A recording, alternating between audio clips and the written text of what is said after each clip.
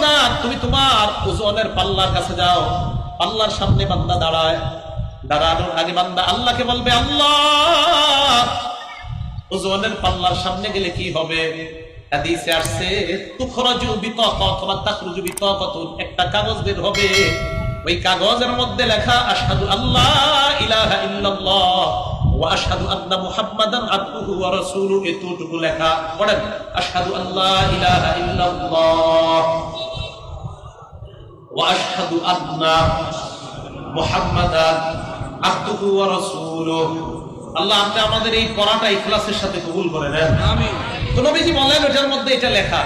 এবার ওই বান্দাকে বলবে আমল নামার পাল্লার সামনে যাও, মিজানের পাল্লার সামনে যাও। বান্দাকে আল্লাহ মাহাদিহিল বিতাকাতু মাহাদিহিস সিজিল্লাত, এই ছোট্ট একটা কাগজ 99টা আমল নামার সামনে কি হবে? আল্লাহ তা যাও, গেছে। যাওয়ার পর ফাতুদাউ বিসিজিল্লাত ফি কিফা, কিফা মানে পাল্লা, এক পাল্লার মধ্যে 99টা খাতা রাখা হবে। ওয়াতুদাউল বিতাকাতু ফি কিফা, আরেকটা পাল্লায় একটা কাগজ লেখা হবে, রাখা হবে, যে কাগজের মধ্যে লেখা আশহাদু আল্লাহ ইলাহা ইল্লাল্লাহ, ইখলাসের সাথে লেখা। বান্দা এবার তাকায় তাকায় দেখে তাশাতিস সিজিল্লাত, বান্দা তাকায় দেখে 99টা আমল নামার ওই খাতাওয়ালা পাল্লাটা হালকা হয়ে যায়, একটা ইখলাস ওয়ালা আশহাদু আল্লাহ ইলাহা লেখা ওই কাগজের পাল্লা ভারী হয়ে যায়। ইমাম মুআবিয়া রাদিয়াল্লাহু তাআলা আম্মা জান আয়েশা সিদ্দিকা রাদিয়াল্লাহু তাআলা আনহার কাছে একটা চিঠি লিখলেন।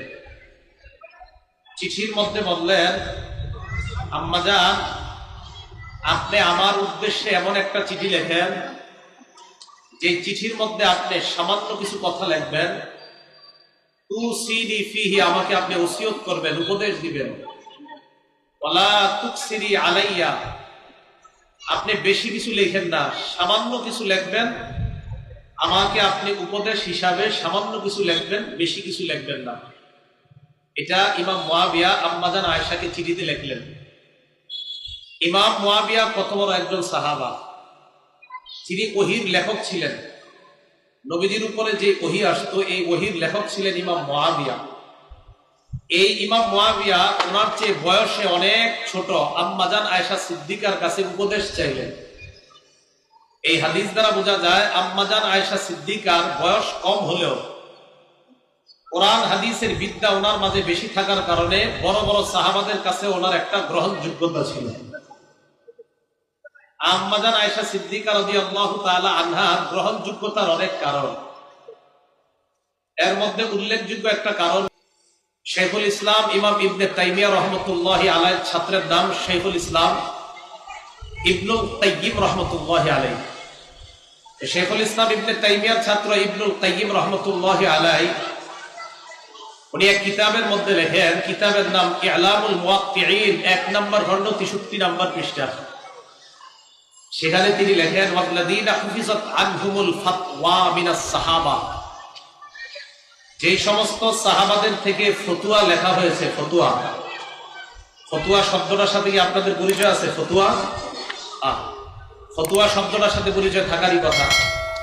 আপনাদের পাশে এমন একজন মুফতি সাহেব, এই মুফতি সাহেব আপনাদের পাশে যিনি আছেন, তো ওনার মাধ্যমে হলেও এই এলাকার মানুষ ফতোয়া শব্দের সাথে বেশি পরিচয় থাকার কথা।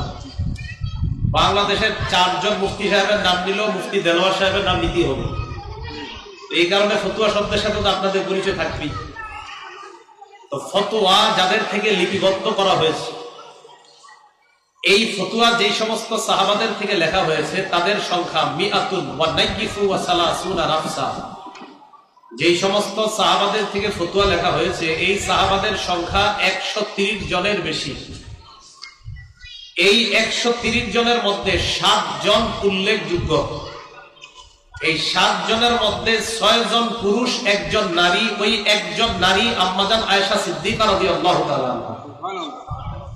তাহলে 130 জনের বেশি সাহাবাদের থেকে ফতোয়া লেখা হয়েছে। এদের মধ্যে প্রসিদ্ধ উল্লেখযোগ্য কয়জন? 7 জন। এই 7 জনের মধ্যে নারী কয়জন? 1 জন। পুরুষ কয়জন? 6 জন। একজন নারীকে বলেন তো আম্মা জান আয়েশা সিদ্দিকা। এই আম্মা জান আয়েশা সিদ্দিকার নাম এই 7 জনের মধ্যে চতুর্থ স্থানে। সুবহানাল্লাহ। 1 নাম্বার উমর ইবনুল খাত্তাব, 2 নাম্বার আলী ইবনু আবি তালেব, 3 নাম্বার আব্দুল্লাহ ইবনে মাসউদ রাদিয়াল্লাহু তাআলা, 4 নাম্বার উম্মুল মুমিনিন আম্মা জান আয়েশা সিদ্দিকা রাদিয়াল্লাহু তাআলা আনহা, 5 নাম্বার যায়েদ ইবনে সাবিত, 6 নাম্বার আব্দুল্লাহ ইবনে আব্বাস, 7 নাম্বার আব্দুল্লাহ ইবনে ওমর রাদিয়াল্লাহু তাআলা আনহুম আজমাইন। এই 7 জনের থেকে ফতোয়া লেখা হয়েছে। তাহলে বলেন তো, যাদের থেকে ফতোয়া লেখা হয়েছে তাদের মধ্যে উল্লেখযোগ্য 7 জন, আবার এই 7 জনের একজন নারী, তার নাম কি? আয়েশা সিদ্দিকা রাদিয়াল্লাহু তাআলা। এই নামটা একটু বেশি বেশি বলবেন, দরকার আছে বলবেন। তো আম্মা জান আয়েশা সিদ্দিকা উনি 7 জনের একজন। বুখারী শরীফের নাম শুনছেন না সবাই? এই বুখারী শরীফ সহ হাদিসের প্রসিদ্ধ 6টা বিশুদ্ধ কিতাব, প্রসিদ্ধ কিতাব। 1 নাম্বার বুখারী, 2 মুসলিম, 3 নাসাই, 4 তিরমিজি, 5 আবু দাউদ, 6 ইবনে মাজাহ। এই 6 কিতাবের মধ্যে সবচাইতে বেশি হাদিস বর্ণনা করেছেন যে সাহাবা, তার নাম আবু হুরায়রা রাদিয়াল্লাহু তাআলা। তাহলে প্রসিদ্ধ হাদিসের যে 6টা কিতাব, এই 6 কিতাবে বেশি হাদিসের বর্ণনা যে সাহাবা, তার নাম কি? আবু হুরায়রা। মজার ব্যাপার, দ্বিতীয় স্থানে যার নাম বেশি হাদিস বর্ণনা করার ক্ষেত্রে এই 6 কিতাবে, তার নাম আম্মা জান আয়েশা সিদ্দিকা রাদিয়াল্লাহু তাআলা। আম্মা জানের হাদিস এই 6 কিতাবের মধ্যে 2081টা, সুবহানাল্লাহ। বুখারী মুসলিম শরীফের মধ্যে আম্মা জান আয়েশা সিদ্দিকার হাদিস 299টা। তাহলে বলেন তো, উনি নারী, উনি একজন নারী, উনি একজন মেয়ে, এর পরেও ওনার মর্যাদা আছে না নাই? এই মর্যাদা আছে বলেই ইমাম মুয়াবিয়া এত বয়স হওয়ার পরেও আম্মা জান আয়েশা সিদ্দিকার কাছে চিঠি লিখে বললেন, আম্মা জান আপনি আমাকে উপদেশ দেন, বেশি লিখবেন না, সংক্ষেপে উপদেশ দিবেন, যেন ওই উপদেশ মেনে আমি চলতে পারি। তাহলে আম্মা জান আয়েশা সিদ্দিকা রাদিয়াল্লাহু তাআলা আনহার ব্যাপারে আমরা একটা ধারণা পাইলাম। শুধু ধারণা না, আম্মা জান আয়েশা সিদ্দিকাকে নবীজি বিয়ে করেছেন, এই বিয়ে নবীজি নিজের ইচ্ছায় করে নাই, আল্লাহ চেয়েছেন নবীজি যেন আয়েশা সিদ্দিকাকে বিয়ে করেন। মুসলিম শরীফের 6177 নম্বর হাদিস, মুসলিম শরীফের 6177 নম্বর হাদিস। এই হাদিসের মধ্যে আসছে আম্মা জান আয়েশা সিদ্দিকা বলেন, ক্বালা রাসূলুল্লাহ সাল্লাল্লাহু আলাইহি ওয়াসাল্লাম উরিতু ফিল মানাম সালাসা লায়াল। আল্লাহর নবী বলেন, আয়েশা তোমায় আমাকে স্বপ্নে 3 বার দেখানো হয়েছে, আমি যেন তোমাকে বিয়ে করি। আল্লাহর পক্ষ থেকে আমাকে স্বপ্নে 3 বার দেখানো হয়েছে। নবীদের স্বপ্ন হয় ওহী, তার মানে ওহীর মাধ্যমে নবীকে আল্লাহ জানিয়েছেন আপনি আয়েশাকে বিয়ে করবেন। তো আম্মা জান আয়েশা সিদ্দিকা রাদিয়াল্লাহু তাআলা আনহাকে নবীজি বলেন, স্বপ্নে আমি তোমাকে 3 বার দেখলাম। কিভাবে দেখছি? যা আবি বিকিল মালাকু ফি সারাকাতিম মিন হারির, আমি দেখলাম ফেরেশতা রেশমের পোশাক দিয়ে তোমাকে ঢাইকে আমার সামনে আসছে, তোমার চেহারা ঢাকা। তো তুমি আমার সামনে আসার পর আমি চিন্তা করলাম, কে এটা? ফেরেশতা তোমাকে আমার সামনে আনার পর আমাকে বলে, হাদিহি যাওজাতুক, এটা আপনার বিবি। সুবহানাল্লাহ। হ্যাঁ, তাহলে বলেন তো, আম্মা জান আয়েশা সিদ্দিকাকে যে নবীজি বিয়ে করবেন স্বপ্নে আল্লাহ দেখাইছে, আর নবীদের স্বপ্ন ওহী, তার মানে আয়েশা সিদ্দিকার বিয়েটা, এটা বলেন তো কার পক্ষ থেকে ফয়সালা? আল্লাহ। এই কথা খুব বেশি প্রচার করবেন, প্রচার না থাকার কারণে আমরা অনেকে ভুল বুঝি। রাসূল আকরাম সাল্লাল্লাহু আলাইহি সাল্লাম বলেন, আমি স্বপ্নে দেখলাম তোমাকে রেশমের কাপড়ের মধ্যে পেঁচায়া রেশম দিয়ে ঢাইকে আমার সামনে আনছে, আনার পর বলে এটা আপনার বিবি। আমি চিন্তা করলাম, আমার বিবি এটা কে দেখি। তো নবী সাল্লাল্লাহু আলাইহি সাল্লাম বলেন, ওয়া আনা আকশিফু আন ওয়াজহিক, আমি তোমার চেহারা থেকে রেশমের পোশাক সরাইলাম। কাপড় সরানোর পর দেখলাম এই রেশমের পোশাকের নিচে অন্য কেউ নয়, আবু বকর সিদ্দিকের মেয়ে তুমি আয়েশা। 3 বার আমাকে দেখানোর পর আর বলছে এটা আপনার বিবি।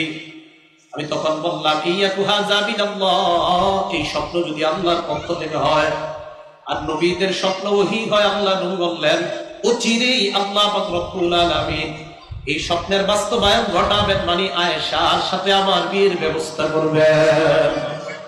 তো বলেন তো, আম্মা জান আয়েশা সিদ্দিকা রাদিয়াল্লাহু তাআলা আনহা নবীজির সাথে বিয়েটা, এটা কার পক্ষ থেকে সিদ্ধান্ত?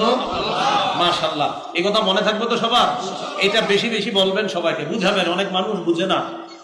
তাহলে মুসলিম শরীফের 6177 নম্বর হাদিসের বর্ণনা, আম্মা জান আয়েশা সিদ্দিকা রাদিয়াল্লাহু তাআলা আনহা রেশমের কাপড়ের মধ্যে পেঁচায়া ফেরেশতা আয়েশা নবীজি সাল্লাল্লাহু আলাইহি সাল্লামকে দেখা বলছে, এই কাপড়ে পেঁচানো যিনি, এটাই আপনার বিবি। একদিন 2 দিন নাকি 3 দিন? বলেন 3 দিন। নবীজি বলেন, আমি কাপড় সরায়া দেখলাম এই রেশমের পোশাকের ভিতরে তুমি আয়েশা। সুবহানাল্লাহ। যাক, তাহলে এবার আমরা আয়েশা সিদ্দিকার গুরুত্ব বুঝলাম। তাহলে এই জন্য ইমাম মুয়াবিয়া ওনার কাছে চিঠি লেখা কয়, আপনি আমাকে একটা চিঠি লেখেন, এটার মধ্যে এমন একটা উপদেশ দিবেন, বেশি কিছু লিখবেন না, যেন আমি মেনে চলতে পারি। এবার আমরা দেখব কি উপদেশ। আম্মা জান আয়েশা সিদ্দিকা রাদিয়াল্লাহু তাআলা আনহা বলেন, সামি'তু রাসূলুল্লাহ সাল্লাল্লাহু আলাইহি ওয়াসাল্লাম ইয়াকুল। ইমাম মুআবিয়াকে আম্মা জান আয়েশা সিদ্দিকা পাল্টা জবাব লিখলেন, আমি আল্লাহর নবীকে বলতে শুনলাম, মানিল তামাসারিদু আল্লাহ বিসাফাতিন নাস। কোন মানুষ যদি আল্লাহর সন্তুষ্ট চায়, মানুষ অসন্তুষ্ট হোক, এতে কিছু আসে যায় না। দেখেন কি বলে, কোন মানুষ যদি আল্লাহর সন্তুষ্টি চায়, মানুষকে অসন্তুষ্ট করে। আবার বলছে, কোন মানুষ যদি আল্লাহর সন্তুষ্টি চায়, মানুষকে অসন্তুষ্ট করে, কাফাহুল্লাহু মাউনাতান নাস। ওই বান্দার জন্য মানুষের কষ্ট বিপদ আপদ থেকে ওই বান্দাকে রক্ষা করার জন্য আল্লাহ যথেষ্ট হয়ে যায়। তাহলে আমরা আল্লাহর সন্তুষ্টি অন্বেষণ করতে গিয়ে যদি মানুষের চেহারা কালো দেখি, আমরা যে এই জায়গায় আমার রব খুশি হবে, কিন্তু আমার এই ভাইটা একটু কালা করে চেহারাটা, তুমি কি করলা, কালো করুক। নবীজি বলেন, কেউ আল্লাহর সন্তুষ্টি তালাশ করতে গিয়ে মানুষ যদি অসন্তুষ্ট হয়, ওই মানুষের জুলুম নির্যাতন থেকে বাঁচানোর জন্য এই বান্দার জন্য আল্লাহ যথেষ্ট হয়েছে। এবার কি লেখছে আম্মা জান দেখেন,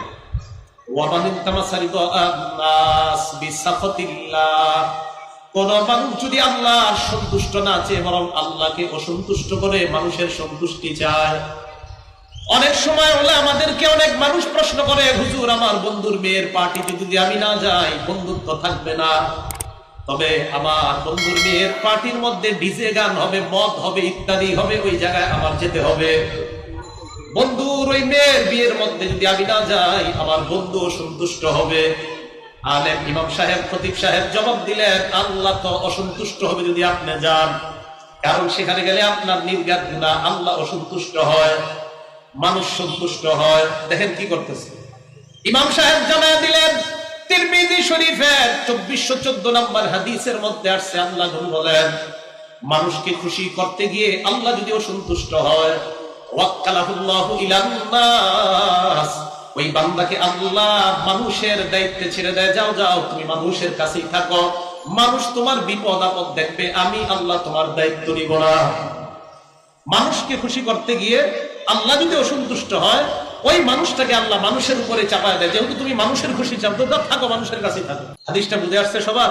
ইমাম মুয়াবিয়াকে আম্মা জান আয়েশা সিদ্দিকা এই চিঠি লিখলেন, এটা বলে দিলেন যে আমি নবীজির কাছে এই কথা শুনছি। 2 বার সালাম দিলেন, সালামুন আলাইক। চিঠির শুরুতে একবার সালাম দিলেন, চিঠির শেষে একবার সালাম দিলেন, সালামুন আলাইক।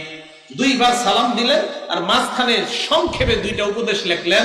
আল্লাহকে সন্তুষ্ট করতে গিয়ে মানুষ যদি অসন্তুষ্ট হয়, তাহলে আল্লাহ আপনার জন্য যথেষ্ট হবে। আর মানুষকে সন্তুষ্ট করতে গিয়ে আল্লাহ যদি অসন্তুষ্ট হয়, মানুষের হাতে আল্লাহ আপনাকে ছেড়ে দিবে, যাও তোমার ভালো মন্দ মানুষ বুঝবে, আমি আল্লাহ জানি। কথাগুলো বুঝে আসছে সবার? তাহলে বলেন তো, আমরা আমাদের জীবনের যা কিছু করব কাকে খুশি করার জন্য? এই তো আপনাদের হাদিস বুঝে আসছে। আল্লাহ আমাদের সকলকে প্রত্যেকটা আমল আল্লাহর জন্য করার তৌফিক দান করেন। তিরমিজি শরীফের 2639 নাম্বার, 2658 নাম্বার হাদিস, 2658 নাম্বার হাদিস, 2658, 2639 পরে আমরা একটা হাদিস বলবো, আগে এটা শুনেন। 2658 নাম্বার হাদিস। এই হাদিসের মধ্যে রাসূল আকরাম সাল্লাল্লাহু আলাইহি সাল্লাম কি বলে দেখেন, কালা রাসূলুল্লাহ সাল্লাল্লাহু আলাইহি ওয়াসাল্লাম, আব্দুল্লাহ ইবনে মাসউদ রাদিয়াল্লাহু তাআলা আনহুর বর্ণনা, আল্লাহ নবী বলেন, সালাসুল্লাহ ইয়াগল্লু আলাইহিন্না কলবু রাজুলিন মুমিন মুসলিম। কোন মুসলমানের অন্তর 3টা বিষয়ে খেয়ানত করতে পারে না। আপনারা, আমি হাত উঠাবো, আপনারা জোরে জোরে বলবেন, কয় বিষয়ে মুসলমানের হৃদয় খেয়ানত করে না? 3 বিষয়, একদম মনে রাখবেন। 3টা বিষয়ে মুসলমানের অন্তর খেয়ানত করতে পারে না। 1 নাম্বার, ইখলাসুল আমালি লিল্লাহ, মুসলমান আল্লাহ ছাড়া অন্য কারো জন্য কখনো আমল করতে পারে না। মুসলমান আল্লাহ ছাড়া অন্য কারো জন্য আমল করবে, এই জাতীয় খেয়ানত মুসলমান করতেই পারে না। তাহলে নবী বললেন, এক নাম্বার, মুসলমান আমল করবে আল্লাহর জন্য, এই ব্যাপারে মুসলমান খেয়ানত করবে না। দুই নাম্বার, ওয়া মুনাসাহাতু আইম্মাতিল মুসলিমিন, মুসলমানরা দেখবে তাদের শাসক যদি অন্যায় করে, এই অন্যায় শুধরিয়ে দেওয়ার জন্য শাসককে অন্যায়ের কথাটা বলে দিতে মুসলমানের অন্তর খেয়ানত করবে না। শাসক ভুল করলে বলে দিবে মুসলমান, এটা আপনার ভুল হচ্ছে, এই ভুল ধরিয়ে দেওয়ার ক্ষেত্রে মুসলমানের হৃদয় খেয়ানত করবে না। তিন নাম্বার, ওয়ালুজুমু জামাআতিহিম, হক বৃহৎ দলের সাথে মুসলমান শরীক হতে কখনো খেয়ানত করবে না। বৃহৎ একটা হক দল, হক জামাত, এই জামাতের সাথে মুসলমান অংশগ্রহণ করতে কখনো খেয়ানত করবে না। তাহলে এক নাম্বার, আল্লাহর জন্য মুসলমান আমল করবে, এই আমল করতে মুসলমান কখনো খেয়ানত করবে না। আল্লাহ আমাকে, আপনাকে, আমাদের সকলকে, আমাদের প্রত্যেকটা আমল যেন আল্লাহর জন্য করতে পারি, আল্লাহ তৌফিক দান করেন, আমিন। ইবনে মাজাহ কিতাবের নাম, হাদিস নাম্বার 4105 নাম্বার হাদিস। এই হাদিস বলার আগে একটা বাংলা আমি আপনাদেরকে বলবো, এই বাংলাটা শিখে রাখবেন, মা বোনদেরকে শিখাবেন, মেয়েদেরকে শিখাবেন, ছেলেদেরকে শিখাবেন। মুসলমানের নিয়ত হবে আখিরাত কেন্দ্রিক। এবার বলেন বাংলাটা, মুসলমানের নিয়ত হবে আখিরাত কেন্দ্রিক। বলেন তো সবাই, আখিরাত কেন্দ্রিক। মুসলমান বিল্ডিং বানাবে, এটাতে আখিরাত নিয়ত থাকতে হবে। মুসলমান 10 তলা বাড়ি বানাবে, এখানে আখিরাত কেন্দ্রিক নিয়ত হতে হবে। কি? আমার এই বাড়িতে উপার্জন যা আসবে, এই উপার্জনের মধ্যে যেই উপার্জন সদকা আসবে, যাকাত আসবে, আমি সব আদায় করব, ফকিরের হক আমি দিব। আমার এই বাড়ির মাধ্যমে যেন আমার সন্তানরা কারো কাছে হাত পাততে না হয়, আমার সন্তানগুলো যেন অবৈধভাবে টাকা কামাই করতে না হয়, এই নিয়তে আমি এই বাড়ি বানিয়েছি। তাহলে মুসলমানের নিয়ত হবে আখিরাত কেন্দ্রিক। বলেন তো বাংলাটা, মুসলমানের নিয়ত হবে আখিরাত কেন্দ্রিক। এবার হাদিস শুনেন, ইবনে মাজাহ হাদিস নাম্বার 4105 নাম্বার হাদিস। এই হাদিসের মধ্যে রাসূল আকরাম সাল্লাল্লাহু আলাইহি সাল্লাম কি বলে দেখেন। ক্বালা রাসূলুল্লাহ সাল্লাল্লাহু আলাইহি ওয়াসাল্লাম, আল্লাহ নবী বলেন, মান কানাতিদ দুনিয়া হাম্মা, কোন মুসলমানকে যদি দুনিয়ার চিন্তা গ্রাস করে নেয়, দুনিয়ার চিন্তা যদি মুসলমানকে গ্রাস করে নেয়, মুসলমানের চিন্তা যদি দুনিয়া কেন্দ্রিক হয়, ফাররাকাল্লাহু আলাইহি আমরা, আল্লাহ পাক রব্বুল আলামিন প্রত্যেকটা কাজে কর্মে তাকে পেরেশান বানায়া দেয়। আমার আপনার চিন্তা যদি দুনিয়া কেন্দ্রিক হয়, আল্লাহ নবী বলে মুসলমানটাকে আল্লাহ প্রত্যেকটা কাজের মধ্যে পেরেশান বানায় দিবে, কারণ তার নিয়ত হলো দুনিয়া কেন্দ্রিক। ওয়াজআলা ফাকরাহু বাইনা আইনাইহি, দারিদ্রতা তার নিত্য সঙ্গী হবে। এই দারিদ্রতা তার নিত্য সঙ্গী হবে মানে কি? 10টা বাড়ি হওয়ার পরেও তার হবে না, আরো চাই, আরো চাই, ফকিরি, হ্যাঁ, আরো চাই, কিন্তু ফকিরি মানে হয় না, আরো চাই, ফকির। গোস্ত খাইতে পারে না, মুরগি খাইতে পারে না, সব নিষেধ, শুধু জাল খাইতে হইব, ডাক্তার বলে দিছে, তো এ করলো কি টাকা পয়সা দিয়ে? ওয়াজআলা ফাকরাহু বাইনা আইনাইহি, জিন্দেগিতে তার পেরেশানি শেষ হবে না। যা আমার বাড়ি আরেকটা হচ্ছে না কেন, নামাজ নাই, রোজা নাই, কিচ্ছু নাই, পেরেশান কোনোদিন শেষ হবে না। এলো 2 নাম্বার, গজব তার উপর। 1 নাম্বার, পেরেশান শেষ হবে না। 2, দারিদ্রতা তার নিত্য সঙ্গী হবে, সবসময় মনে হবে আমার হয় নাই, মনে হয় কম, আরো লাগবে, আরো লাগবে। তো আরো লাগবে কে কয়? ফকিরি তো, আরো লাগবে, আমার হয় না, আরো লাগবে। 3 নাম্বার, দুনিয়া তার কাছে ততটুকুই আসবে যতটুকু আল্লাহ বরাদ্দ রাখছে, এর চেয়ে বেশি আসবে না। এটা গেল দুনিয়া কেন্দ্রিক নিয়ত। এবার আমাদের স্লোগানটা, মুসলমানের নিয়ত হবে আখিরাত। ওমান কানাতিদ দুনিয়া ওমান কানাতিল আখিরা নিয়াতা, আল্লাহ নবী বলেন, কোন মুসলমানের নিয়ত যদি আখিরাত কেন্দ্রিক হয়, তার জন্য 3টা লাভ। 1 নাম্বার, জাআলাল্লাহু লাহু আমরা, আল্লাহ পাক রব্বুল আলামিন তার সমস্ত কাজগুলা সুষ্ঠুভাবে সহজে সমাধানের ব্যবস্থা করে দেয়। 2 নাম্বার, নবীজি বলেন, ওয়াজআলা বিনাহু ফি কলবিহি, ওই বান্দার অন্তরে সব সময় একটা প্রফুল্লতা কাজ করবে, ধনাঢ্যতা কাজ করবে। কম খায়, বেশি খায়, ডাল খায়, গোস্ত খায়, পায় আলহামদুলিল্লাহ, কারণ তার অন্তরের মধ্যে ধনী একটা অবস্থা আল্লাহ পয়দা করে দিয়েছেন। ধনী অন্তরে সবসময় ধনী না, আমার আল্লাহ ভালো রাখছে। 5 তলা 10 তলা বাড়ি হয়, তাও আলহামদুলিল্লাহ। বস্তিতে ছিল, তাও তার মুখে ছিল আলহামদুলিল্লাহ। আল্লাহ ডাল খাওয়াইছে, তাও আলহামদুলিল্লাহ। মুরগি খাওয়াইছে, তাও আলহামদুলিল্লাহ। আল্লাহ কিছু দেয়, তাও আলহামদুলিল্লাহ। না দেয়, তাও আলহামদুলিল্লাহ। এই দিলের ধনী আল্লাহ তাকে বানায়। এলো 2 নাম্বার উপকার, কারণ তার নিয়ত আখিরাত কেন্দ্রিক। 3 নাম্বার, ওয়াকাতুদ দুনিয়া ওয়া হিয়া রাগিবা, আল্লাহ নবী কয়, দুনিয়া তার কাছে এমন ভাবে আসবে, সে না চাইলেও আল্লাহ দুনিয়া তার কাছে পৌঁছায়া দিবে, কারণ তার নিয়ত হলো আখিরাত। দুনিয়া এসে যাবে তার কাছে। আল্লাহ আমাদের সকলকে আমাদের নিয়তগুলো যেন আখিরাত কেন্দ্রিক করতে পারি, আল্লাহ তৌফিক দান করেন। যদি নিয়ত আখিরাত কেন্দ্রিক না হয়, ইবাদত যদি আল্লাহর জন্য না হয়, আওয়াজ কমানো, প্রথমেই তো ঠিক ছিল, এখন আবার ভালো লাগে। আল্লাহর জন্য যদি আমল না হয়, একনিষ্ঠভাবে যদি আল্লাহর জন্য আমল না করি আমরা, তাহলে এই আমল আল্লাহ কবুল করবে না। এই ব্যাপারে 3টা উদাহরণ শুনেন। 1 নাম্বার, নাসাই শরীফের হাদিস, হাদিস নাম্বার 3140 নাম্বার হাদিস। এই হাদিসের বর্ণনাকারী সাহাবার নাম আবু উমামা আল বাহিলি রাদিয়াল্লাহু তাআলা আনহু। কি বলে দেখেন, আন আবি উমামা আল বাহিলি রাদিয়াল্লাহু তাআলা আনহু قال قال رسول الله صلى الله عليه وسلم, আল্লাহ নবী বলেন, ইন্নাল্লাহা লা ইয়াকবালু মিনাল আমালি ইল্লা মা কানা লাহু খালিসা, নিশ্চয়ই আল্লাহ পাক রব্বুল আলামিন ওই আমল কবুল করে না যে আমল আল্লাহর জন্য একনিষ্ঠভাবে না হয়, ওই আমল আল্লাহ কবুল করে না। উদাহরণ নাম্বার 2, সহিহুত তারগীব কিতাবের নাম 7 নাম্বার হাদিসের বর্ণনা। দহহাক ইবনে কায়েস রাদিয়াল্লাহু তাআলা আনহুর বর্ণনা, নবীর একজন সাহাবা, নাম হলো দহহাক ইবনে কায়েস, নাম দহহাক ইবনে কায়েস। আনি দহহাক ইবনে কায়েস রাদিয়াল্লাহু তাআলা আনহু قال قال رسول الله صلى الله عليه وسلم, আল্লাহ নবী বলেন, আইয়ুহান নাস আখলিসু আমালাকুম, নবীজি বলেন, হে লোক সকল, এই লোক সকল দ্বারা উদ্দেশ্য আমি, আপনি, আমরা সবাই। নবীজি বলেন, হে লোক সকল, লোক সকল মানে আমি, আপনি, আমরা সবাই। মিরপুর 1 নম্বরের বাসী শোনেন, নবী বলেন, হে লোক সকল, আমি, আপনি, আমরা সবাইকে নবী বললেন লোক সকল। আখলিসু আমালাকুম, তোমরা তোমাদের ইবাদত আমলগুলো একমাত্র আল্লাহকে খুশি করার জন্য করো। তাহলে বলেন তো, আমাদের ছোট বড় আমল কাকে খুশি করার জন্য হবে? আল্লাহকে খুশি করার জন্য হবে। নবীজি বলেন, ফাইন্নাল্লাহা লা ইয়াকবালু ইল্লা মা উখলিসা লাহ, আল্লাহ পাক রব্বুল আলামিন এমন আমল কবুল করে না যে আমল আল্লাহর জন্য না হয়। এটা গেল আপনার সহিহুত তারগীব হাদিস নাম্বার 7। এই হাদিসের মধ্যে আল্লাহ নবী বলেন, লা তাকুলু হাদা লিল্লাহ ওয়ালির রহিম ফাইন্নাহা লির রহিম ওয়া লাইসা লিল্লাহি মিনহা শাইউন, কোন আমল করার পর তোমরা বলবা না এটা আল্লাহর জন্য করলাম আর রক্তের সম্পর্ক যারা তাদের জন্য করলাম। শুনেন কি কয়, কোন আমল করার পরে বলবা না এটা আমি আল্লাহর জন্য করলাম আর খাজা বাবার জন্য করলাম, এইটা বলবা না। কোন আমল করার পর এটা বলবা না এই আমল আমি আল্লাহর জন্য করলাম আর অমুক দরবারের আমার পীরের জন্য করলাম, অমুক বাবার জন্য করলাম, এটা বলবা না।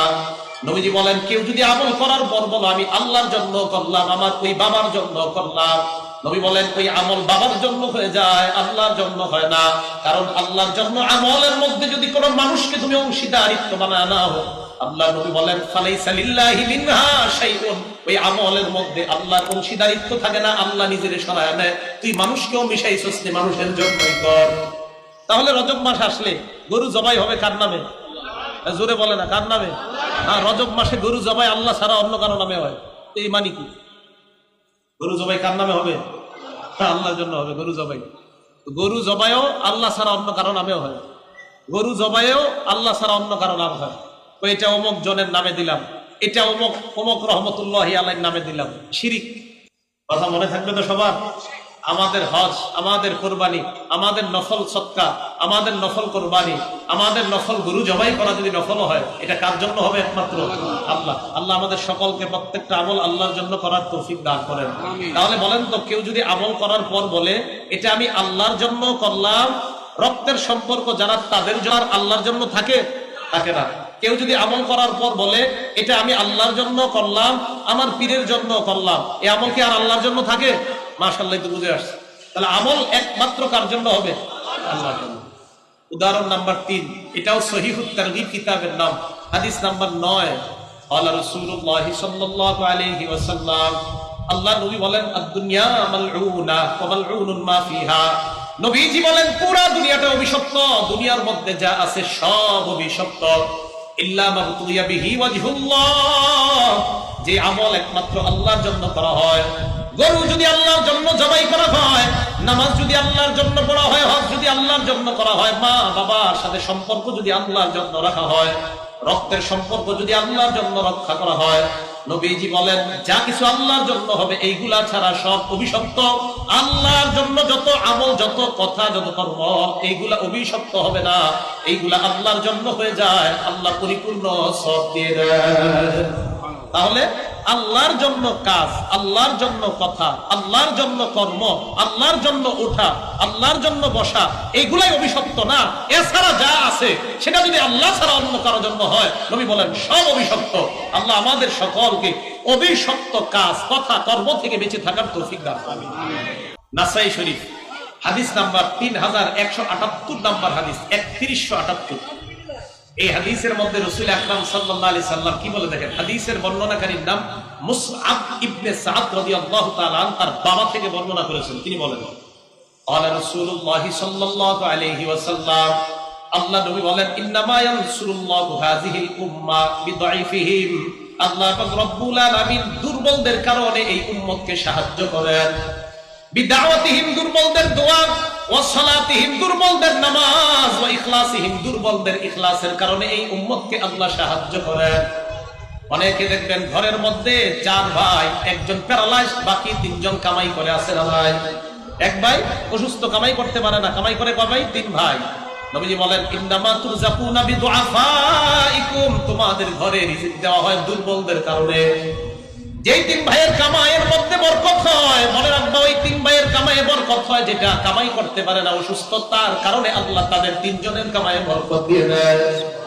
যে কামাই করতে পারে না, অসুস্থ, এর কারণে আল্লাহ যারা কামাই করছে তাদের ইনকামে আল্লাহ বরকত দিয়ে দেয়। এই কথাটা বুঝবেন। ঘরের মধ্যে একজন বিকলাঙ্গ, প্যারালাইজ, প্রতিবন্ধী, আল্লাহর পক্ষ থেকে লোকটা হাতে পায়ে সব জায়গায় তার অসুস্থতার কারণে সে কামাই করতে পারে না। নবীজি বলেন দুর্বলের কারণে যারা কামাই করছো তোমাদেরকে আল্লাহ বরকত দান করবে। ইখলাস, দুর্বলদের ইখলাস, দুর্বলদের দোয়া, দুর্বলদের সালাতের কারণে আল্লাহ এই উম্মতকে সাহায্য করে। আল্লাহ রব্বুল আলামিন আমাদের সকলকে ইখলাসের সাথে প্রত্যেকটা আমল করার তৌফিক দান করেন। এখন একটা প্রশ্ন, আজকে এই যে বয়ান শুনলেন, শোনার পর এখন বলবেন হুজুর আমি মসজিদের মধ্যে গেলে, নামাজে দাঁড়াইলে আমার মনে হয় যে মানুষ দেখে ফেলবে, এই জন্য আমার ভিতরে একটু রিয়া কাজ করে, তো এই জন্য আর মসজিদে যাবো না, এখন থেকে বাসায় নামাজ পড়ব। কেন? মসজিদে গেলেই তো মানুষ দেখবে নামাজে, এই জন্য আমি আর মসজিদে যাবো না। যেহেতু আপনি বয়ান করলেন আল্লাহর জন্য, ইবাদত করার জন্য, মসজিদে গেলে আমার মনে মনে যদি এরকম কথা আসে, আহারে আমার নামাজ খুব সুন্দর, মানুষ দেখতেছে, এই জাতীয় ফালতু চিন্তা ভাবনা কিন্তু কেউ করেন না। একটা হাদিস শোনেন, হাদিস শোনার পরে আপনাদের মাসালা হল হবে। মুসলিম শরীফ হাদিস নাম্বার 6614 নাম্বার হাদিস। এই হাদিসের মধ্যে রাসূল আকরাম সাল্লাল্লাহু আলাইহি সাল্লামকে এক সাহাবা প্রশ্ন করলেন। আবু যর গিফারি রাদিয়াল্লাহু তাআলা আনহু থেকে বর্ণনা, নবীজিকে প্রশ্ন করা হলো আর আইতার রাজুলা ইয়ামালুল আমালা মিনাল খাইর, ইয়া রাসূলুল্লাহ, এক ব্যক্তি ভালো আমল করে, ভালো আমল করার পর ওয়ায়াহমাদুহুন নাসু আলাই, ওই আমল দেখে অন্য মানুষ তার প্রশংসা করে, হতে পারে কিনা এমন?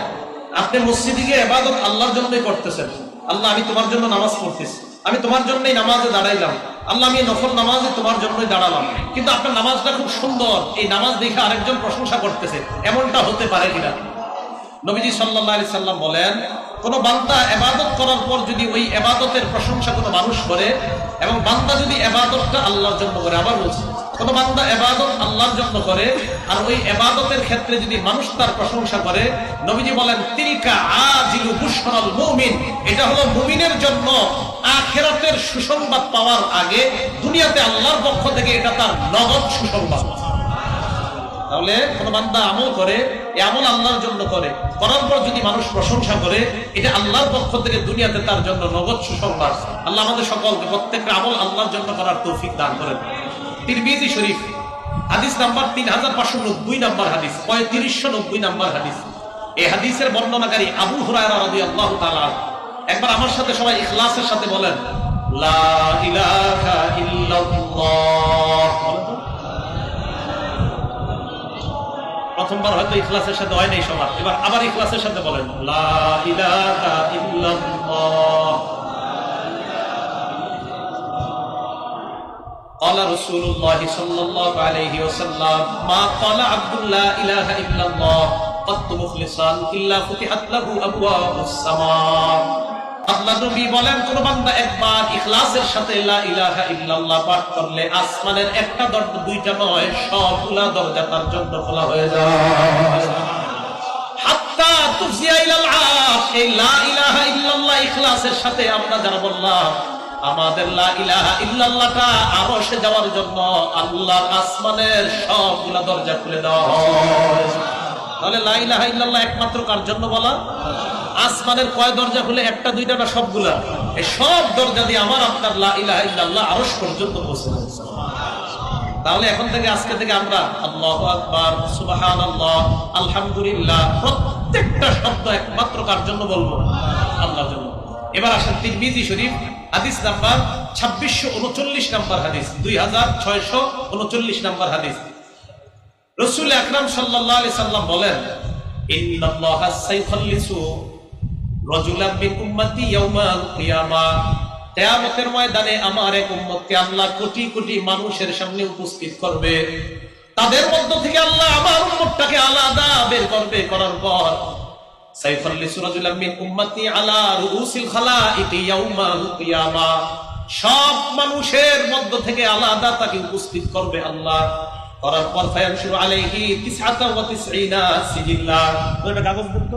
ফায়ানশুরু আলাইহি 99, এই দিক তাকান, কাগজ নিচে আপনাদেরকে দেখানোর জন্য আল্লাহ তার সামনে 99টা আমলনামার খাতা তার সামনে খুলে দিবে। কয়টা? 99টা।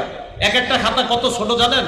নবীজি বলেন, কুল্লু সিজিল্লিন মিসলু মাদ্দিল বাসর, কিয়ামতের ময়দানে ওই বান্দা চোখ দিয়ে তাকানোর পর তার চোখের দৃষ্টির সীমানা যেই পর্যন্ত গিয়ে থামবে, চোখের দৃষ্টির শেষ সীমানা পর্যন্ত এক একটা আমলনামার খাতা এমন 99টা।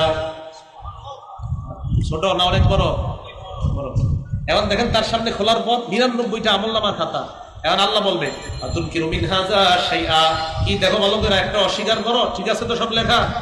বান্দা দেখবে। আল্লাহ এবার বলবে, আযালামাকা, আমার কোন ফেরেশতা তোমার উপর জুলুম করেছে কিনা?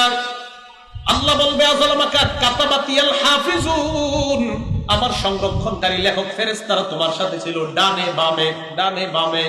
এই ফেরেশতারা যে আমলনামাগুলো লিখছে, কোনো ভুল হয়েছে কিনা, কোনো জুলুম করছে কিনা দেখো। বান্দা আমলনামা 99টার দিকে তাকায় বলবে, না মাবুদ কোনো জুলুম করে না। এবার আল্লাহ বলবেন, আফালাকা উযরুন, তোমার কোনো ওজর আছে কিনা দেখো, কোনো আমলনামা ফেরেশতারা বাড়ায় লিখছে কিনা, কমায় লিখছে কিনা, কোনো ওজর আছে কিনা। হয়তো বলতে পারো, আল্লাহ ওই দিন আমার এই সমস্যা ছিল, ওই সমস্যা আছে, দেখো তো। না মাবুদ, ওজরও নাই। আল্লাহ সব বলবেন, ওজর নাই? না। আমলনামা ঠিক আছে তো? হ্যাঁ। সব লেখা ঠিক আছে? হ্যাঁ। এবার আল্লাহ বলবেন, ইন্নালাকা ইনদানা হাসানা, তবে আমি আল্লাহর কাছে তোমার একটা ভালো আমল আছে। সুবহানাল্লাহ। তাকে আল্লাহ বলবে, উহদুর ওয়াজনা, তুমি তোমার ওজনের পাল্লার কাছে যাও। আল্লাহর সামনে বান্দা দাঁড়ায়, দাঁড়ানোর আগে বান্দা আল্লাহকে বলবে, আল্লাহ ওজনের পাল্লার সামনে গেলে কি হবে? হাদিসে আসছে, তুখরাজু বিতাকা অথবা তাখরুজু বিতাকাতুন, একটা কাগজ বের হবে, ওই কাগজের মধ্যে লেখা আশহাদু আল্লা ইলাহা ইল্লাল্লাহ ওয়া আশহাদু আন্না মুহাম্মাদান আবদুহু ওয়া রাসূলুহু, এতটুকু লেখা। পড়েন, আশহাদু আল্লা ইলাহা ইল্লাল্লাহ ওয়া আশহাদু আন্না মুহাম্মাদান আবদুহু ওয়া রাসূলুহু। আল্লাহ আপনি আমাদের এই পড়াটা ইখলাসের সাথে কবুল করে নেন, আমিন। তো নবীজি বলেন, ওটার মধ্যে এটা লেখা। এবার ওই বান্দাকে বলবে, আমলনামার পাল্লার সামনে যাও, মিজানের পাল্লার সামনে যাও। বান্দাকে, আল্লাহ মা হাদিহিল বিতাকাতু মা হাদিহিস সিজিল্লা, এই ছোট্ট একটা কাগজ 99টা আমলনামার সামনে কি হবে? আল্লাহ তা যাও, গেছে। যাওয়ার পর ফাতুদাউ বিসিজিল্লা ফি কিফা, কিফা মানে পাল্লা, এক পাল্লার মধ্যে 99টা খাতা রাখা হবে। ওয়াতুদাউ বিতাকাতু ফি কিফা, আরেকটা পাল্লায় একটা কাগজ লেখা হবে, রাখা হবে, যে কাগজের মধ্যে লেখা আশহাদু আল্লা ইলাহা ইল্লাল্লাহ, ইখলাসের সাথে লেখা। বান্দা এবার তাকায় তাকায় দেখে তাশাতিস সিজিল্লা, বান্দা তাকায় দেখে 99টা আমলনামার ওই খাতাওয়ালা পাল্লাটা হালকা হয়ে যায়, একটা ইখলাসওয়ালা আশহাদু আল্লা ইলাহা লেখা ওই কাগজের পাল্লা ভারী হয়ে যায়। যাও যাও যাও, জান্নাতে যাও। আপনারা কাজ করবেন আজকে থেকে, নামাজ রোজা সব বাদ দিয়ে খালি এটাই পড়বেন। কি বলেন নাকি?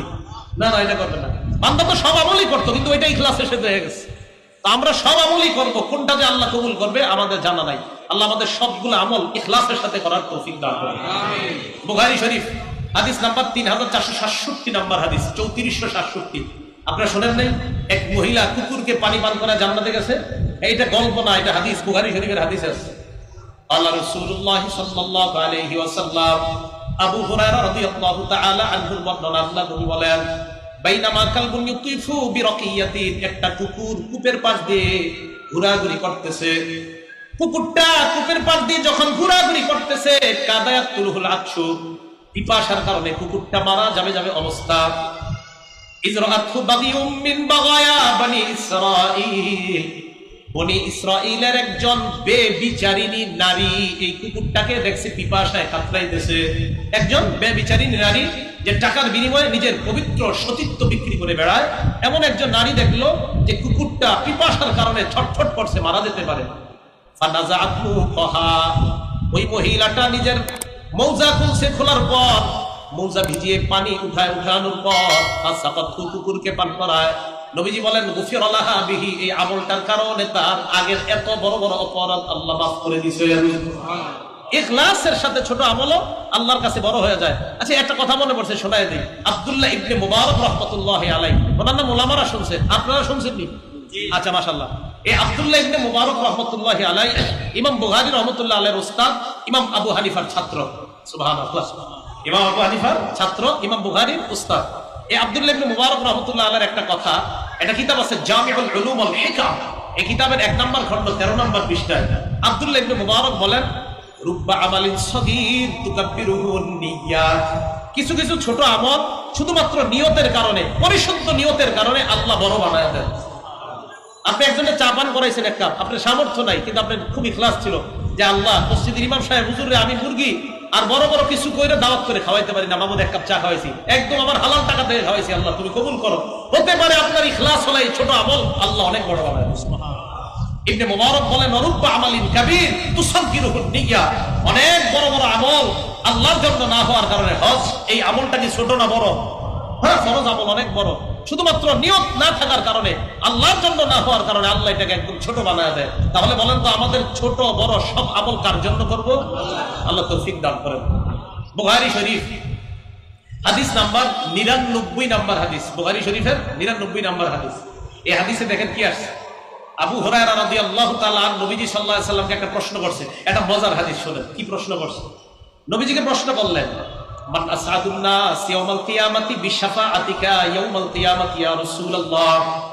নবীজিকে প্রশ্ন করলেন, ইয়া রাসূলুল্লাহ, কিয়ামতের ময়দানে আপনার সুপারিশের মাধ্যমে কে বেশি সৌভাগ্যবান হবে?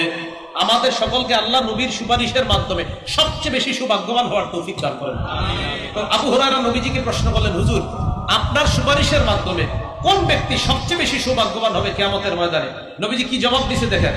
নবীজি বলে, আবু হুরায়রা, লাকাদ জানান্তু, আমি ভেবেছিলাম, আমি মনে করেছিলাম, তুমি ছাড়া আল্লাহ ইয়াসআলানি আন হাযাল হাদিসি আহাদ, তুমি ছাড়া এই প্রশ্ন আমাকে কেউ করতে পারে, আমি মনে করেছিলাম তুমি ছাড়া এই প্রশ্নটা আমাকে কেউ করবে না।